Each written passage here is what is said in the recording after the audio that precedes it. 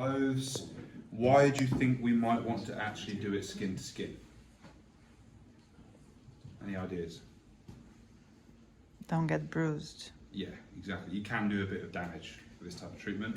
We need to have a look at the individual's level of erythema, how red they're going, and not to excessively work into it. So the aim with this is to stimulate. Like I said, it's not to be brutal.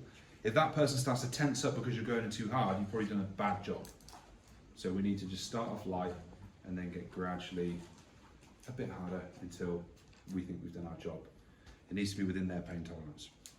So I do want to see good posture here. This is a low couch, but that's no excuse. So I can't go much further than this, thank goodness. Leg this way a little bit.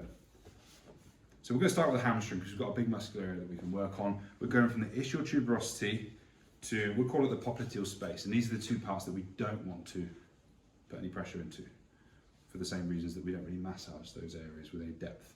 So we're focusing on this side of the muscle and we're going to begin with hacking. Anybody's heard of hacking before? It's what a lot of people think of. But what we don't do is have wooden hands and wooden movement like that. The hands need to be relaxed and we need a bit of rhythm, and there are a few ways that we can alter that.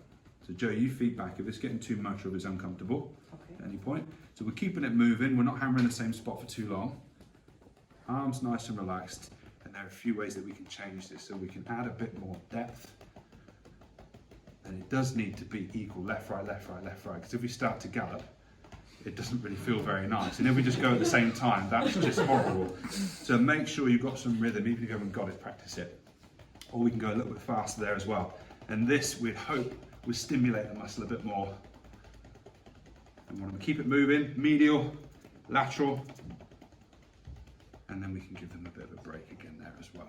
I think the other one I'm going to show you, then, I'm going to show you three. We've got hacking. I'm going to show you beating, which is also called pounding, but I prefer beating. We're going to have relaxed fists, and we are not hitting them like this. We're actually going to use that part of the fingers and the heel of the hand. I want to see nice relaxed wrists when you do this, because if you're stiff, you're having to really work from the elbow, and that's probably not very nice. So if you give a bit of wrist flexion, loosen up the wrists, and then we can change that back to a bit of hacking. Give her a break. And this is pre-event, wake up the tissues, like help things sort of get active. Yeah, and if you've got 5 minutes till kick-off and you've got 7 players there queued up, this can be let's get the job done. Have you had enough yet, Joe? Almost. Okay. Done. Okay, so if you can all do this. Yeah, we want really like an airtight little pocket there, which is going to give us that kind of sound. We're going to apply what we just did to the legs a bit like that. You can see the erythema starting to come on very quickly, so we're not going to spend too long on this one. You feel like that erythema is starting to come on. Let's give it a little break. How's it feel, Joe? Yes, you wouldn't do it for that long, but it is effective. Okay, effective in what way? Like it stimulates the area. Okay. Stimulate their lateral side now, it's on the medial.